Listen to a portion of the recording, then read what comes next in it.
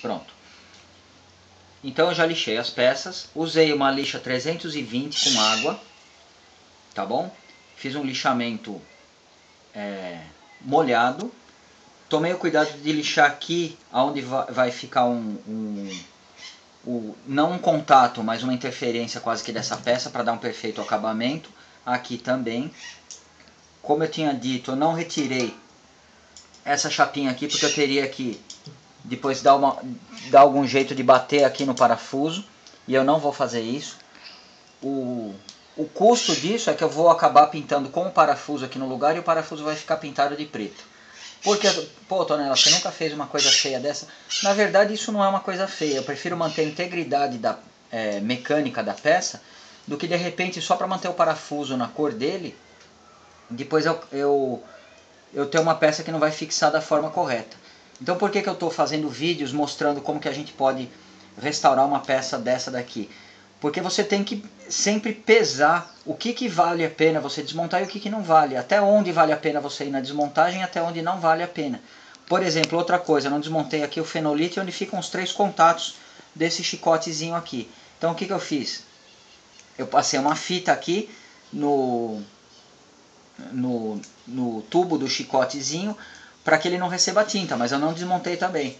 Então, se eu fosse radical, eu falo, não, vou desmontar tudo, depois eu monto. Aí você começa a ter dificuldades na hora da montagem, às vezes você vai ter que fazer uma rosca aqui, alguma coisa, a peça pode não ficar na altura necessária, e num caso extremo você pode acabar perdendo até a peça que você está tentando melhorar.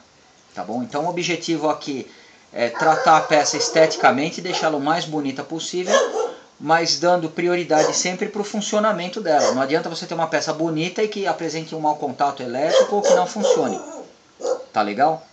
Outra coisa, isso daqui é uma liga de alumínio, um Zamac, alguma coisa assim. O que eu fiz? Eu lixei. Ah, Tonela, você não chegou no metal? Não, eu não cheguei no metal por vários motivos.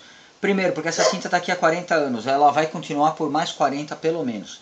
A lixa, eu tirei as imperfeições, tirei algumas marcas, alguns acidentes que a peça sofreu com o tempo, e nesses locais onde a tinta permaneceu, ela está servindo de certa forma para acabar nivelando melhor a peça. Porque a tinta que eu vou aplicar, o preto fosco vinílico, ele não tem poder nenhum quase de preenchimento, ele só vai pigmentar mesmo a peça. Aqui é a mesma coisa, tirei o que foi necessário de tinta. Aqui a peça apresentou um pequeno trincadinho, mas ele só vem até aqui. Eu acredito que não vai interferir no funcionamento dela, tá bom? Alguns lugares aqui eu tive que lixar mais do que em outros, porque existiam marcas aqui, alguma coisa que bateu, alguma coisa assim. Então vai de você avaliar a peça, os detalhes, o que você precisa fazer exatamente, para saber até que ponto você precisa lixar a peça. Tá legal? Então ela está desmontada em 2 partes, as 2 partes já estão preparadas para pintura.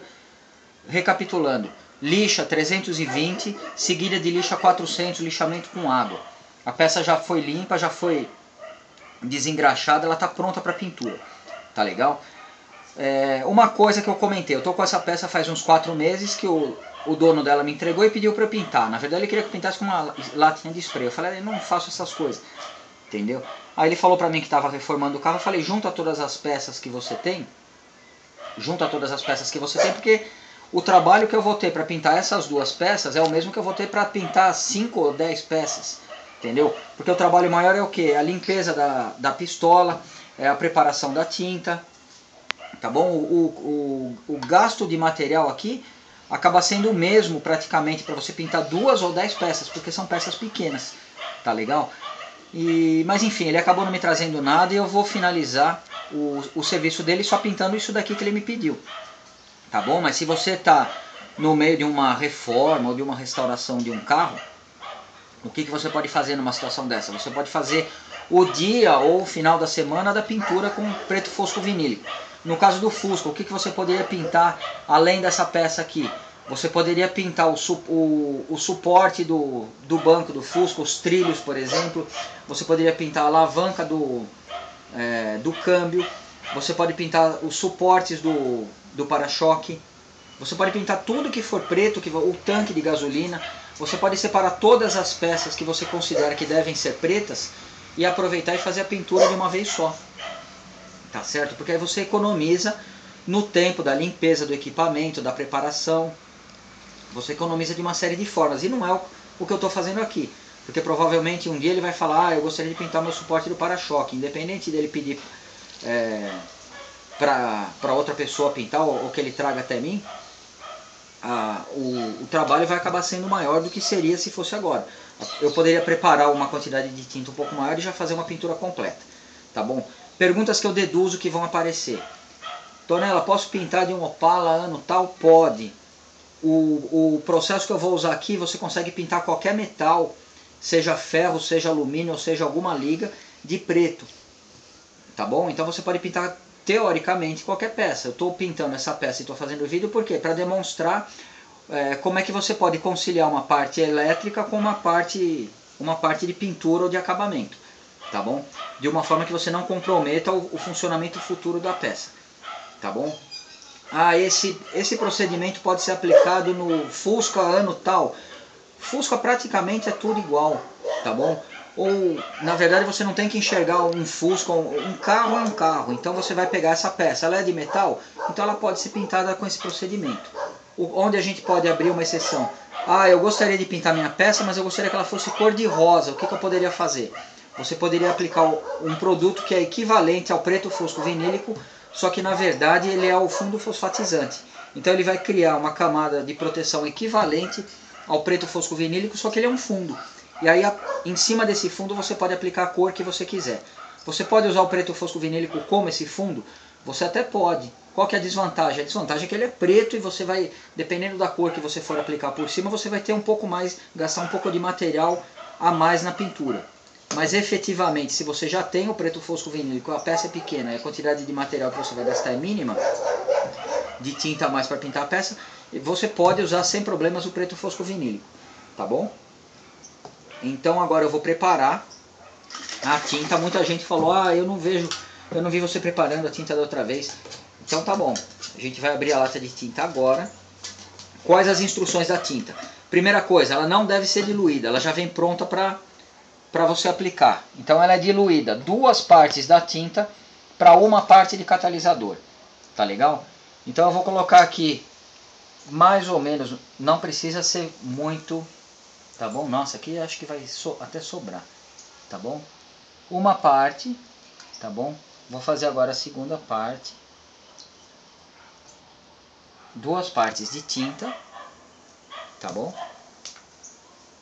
Essa tinta, ela o processo de secagem dela é como se fosse o PU. É um processo, já que ela é catalisada, é um processo químico. É por reação química e não por evaporação do solvente. Por isso, ela tem um cheiro bem característico e ela tem...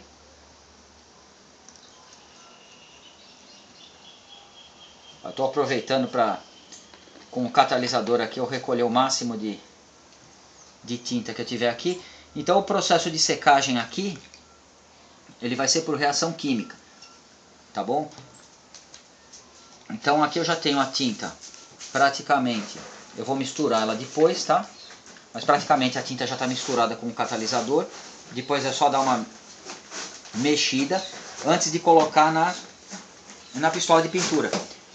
Seria ideal uma peneirinha para tirar alguma partícula que possa existir, aí seria ideal. Infelizmente eu resolvi fazer esse processo hoje, não tenho nenhuma peneirinha sobrando aqui, então eu não vou fazer essa etapa de peneirar a tinta. Mas seria conveniente que você fizesse da mesma forma que eu fiz no PU para tirar as impurezas. Meu equipamento, uma pistola HVLP. Se você tem dúvidas em relação a isso daqui, você escreve lá Tonela HVLP, você vai ver a minha explicação da pistola, como que ela pode ser desmontada, como que ela deve ser limpa depois de qualquer procedimento de pintura. Esse acaba sendo o procedimento mais chato de tudo isso, porque pintar essas 2 peças vai ser francamente bem simples, tá legal? Então a pressão que eu vou utilizar é 20 libras, tá? Uma pressão muito baixa, e principalmente pela peça ser pequenininha. Aqui embaixo eu tenho um regulador de pressão, eu consigo reduzir ainda mais a pressão. Então quando eu estiver fazendo um detalhezinho eu posso reduzir ela ainda mais aqui de acordo com a necessidade. tá bom? Para terminar de falar da tinta, você não vai diluir essa tinta com absolutamente nada, ela vem na viscosidade pronta para uso, tá bom? E um detalhe, eu vou fazer a pintura no próximo vídeo que a gente vai apresentar, tá bom? Então se você conhece um outro procedimento de pintura, porque o meu primo, ele pinta, ele mistura aqui um pouco de criolina, aqui não sei o que, ótimo, entendeu? O meu procedimento eu estou seguindo a instrução do fabricante. Se você conhece um outro procedimento, vai de você ver o que é mais conveniente para você. Esse é o procedimento correto, você não vai diluir com absolutamente nada, você só vai catalisar da mesma forma que eu catalisei aqui, vai colocar dentro do teu equipamento e vai aplicar na peça. Então no próximo vídeo a gente já vai mostrar as duas peças sendo pintadas. De acordo com as instruções aqui do fabricante, como que você deve pintar? Você deve aplicar em 2 demãos finas, tá bom? E aguardar a secagem, tá legal? Então observa antes de você começar o serviço se você não tem nenhuma imperfeição, porque essa tinta ela não vai cobrir nenhuma imperfeição, não vai disfarçar nada, ao contrário do PU, tá bom? Que o PU ela tem um poder de cobertura extraordinário, essa tinta já não, ela vai te dar um acabamento praticamente fosco. Então no próximo vídeo a gente já vai estar ali na parte de pintura. Até o próximo.